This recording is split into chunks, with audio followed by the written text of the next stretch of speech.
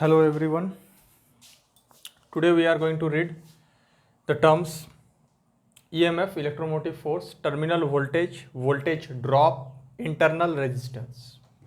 Now, electric cell. What is the electric cell? Electric cell is an instrument in which a constant potential difference is maintained across the terminals by chemical reaction. That is known as electric cell, जिसमें current का flow होता है. कैसे flow होता है? क्योंकि उसमें एक कांस्टेंट पोटेंशियल डिफरेंस मेंटेन किया जाता है अक्रॉस इट्स टर्मिनल्स. फिर हम आते हैं ईएमएफ. ईएमएफ का मतलब होता है इलेक्ट्रोमोटिव फोर्स. इलेक्ट्रोमोटिव फोर्स क्या होता है? When the cell is open, जब सेल ओपन है मतलब उस पर करंट फ्लो नहीं कर रहा है, at that time the potential difference across its terminals is known as EMF, electromotive force of the cell.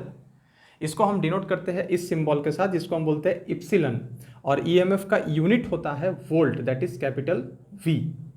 कौन कौन सा फैक्टर है जो ईएमएफ को इफेक्ट करता है? पहला फैक्टर है material of the electrodes used and second factor है द इलेक्ट्रोलाइट यूज्ड. ये दो फैक्टर पे डिपेंड करता है EMF of the cell. Electrodes का शेप और साइज पे ईएमएफ डिपेंड नहीं करता है. इलेक्ट्रोड्स के बीच में कितना डिस्टेंस है उस पर भी ईएमएफ डिपेंड नहीं करता है. इलेक्ट्रोलाइट में कितना अमाउंट का इलेक्ट्रोलाइट हम यूज़ कर रहे हैं, अमाउंट पे भी डिपेंड नहीं करता है ईएमएफ. और सेल में कितना अमाउंट का करंट फ्लो कर रहा है, वो अमाउंट ऑफ करंट पे भी ईएमएफ डिपेंड नहीं करता है. व्हाई? बिकॉज ईएमएफ क्या है? ईएमएफ मतलब जब सेल ओपन है, ओपन मतलब जब उस पर करंट का फ्लो नहीं हो रहा है, एट दैट टाइम उसके टर्मिनल्स के एंड में जो पोटेंशियल डिफरेंस है उस टाइम पे, that is EMF, electromotive force of the cell. तो electromotive force of the cell को हम लोग डिफाइन कर सकते हैं कि work done in taking a unit positive charge around the complete circuit of the cell. एक यूनिट पॉजिटिव चार्ज को एक सेल के चारों ओर कंप्लीट ले जाने में जो अमाउंट ऑफ वर्क होगा, that is EMF of the cell. तो ईएमएफ हम लोग समझ चुके हैं कि क्या है, ये ओपन सर्किट में होता है.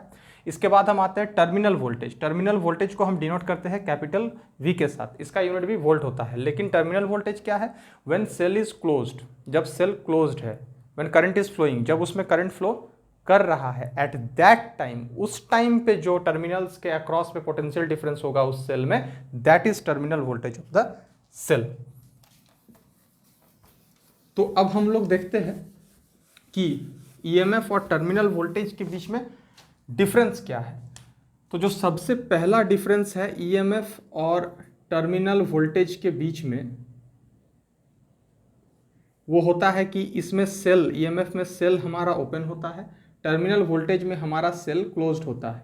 मतलब ईएमएफ में no current is flowing and terminal voltage में हमारा करंट इज फ्लोइंग. ईएमएफ का जो वैल्यू होता है वो लार्जर अमाउंट होता है कंपेयर टू टर्मिनल वोल्टेज, और टर्मिनल वोल्टेज का जो वैल्यू होता है कंपेयर टू ईएमएफ वो लेसर होता है. एक और डिफरेंस है, EMF does not depend on the amount of current but terminal voltage depends on the amount of current. क्योंकि इसमें सेल ओपन होता है, करंट फ्लो करता ही नहीं है. इसमें सेल क्लोज्ड होता है, करंट फ्लो कर सकता है.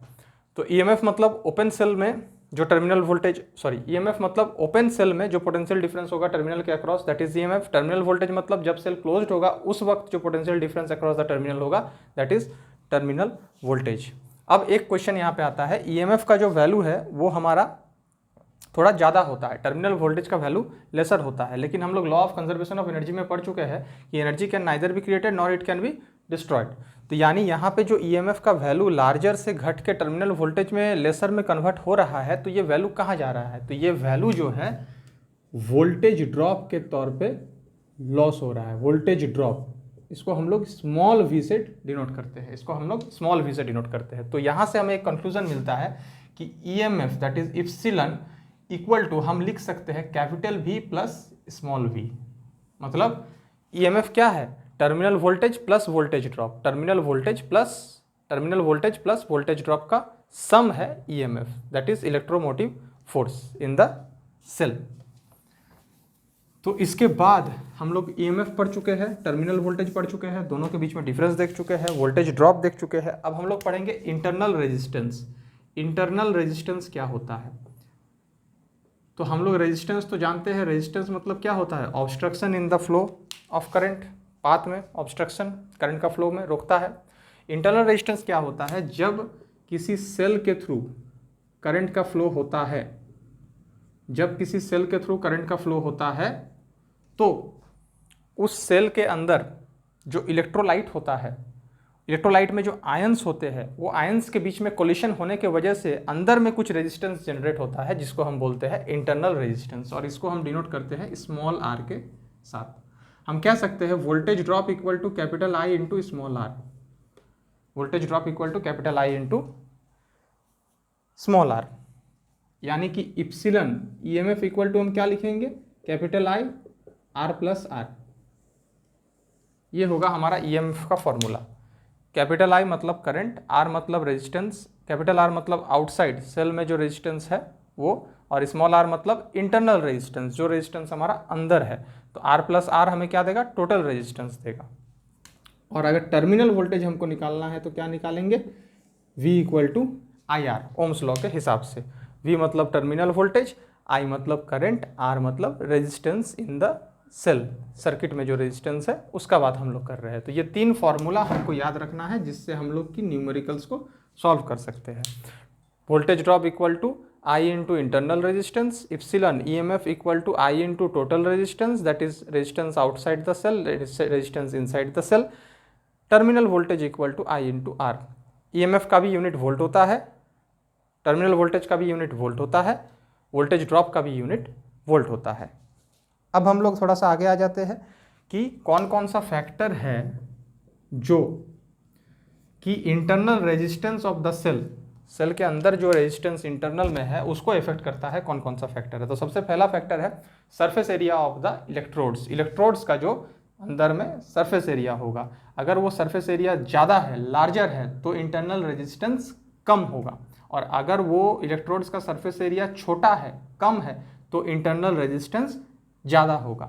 इसके बाद हम आते हैं डिस्टेंस बिटवीन द इलेक्ट्रोड्स, अगर डिस्टेंस इलेक्ट्रोड्स के बीच में ज़्यादा है तो इंटरनल रेजिस्टेंस ज़्यादा होगा, अगर इलेक्ट्रोड्स के बीच में डिस्टेंस कम है तो इंटरनल रेजिस्टेंस भी कम होगा। फिर हम लोग आते हैं टेम्परेचर ऑफ द इलेक्ट्रोलाइट, अगर इलेक्ट्रोलाइट का टेम्परेचर को हम बढ़ाएंगे तो इंटरनल रेजिस्टेंस क्या होगा, कम होगा, और टेम्परेचर को अगर हम घटाएंगे तो इंटरनल रेजिस्टेंस क्या होगा, बढ़ेगा। तो ये 3 फैक्टर है जिस पे internal resistance of the cell हमारा डिपेंड करता है, surface area of the electrodes, temperature of the electrolyte, और तीसरा हो गया distance between electrodes. Thank you. एक और बात याद रखना है कि ईएमएफ जो होता है, इलेक्ट्रोमोटिव फोर्स, और terminal voltage, these are the reasons जिसके वजह से एक सर्किट में करंट का फ्लो होता है।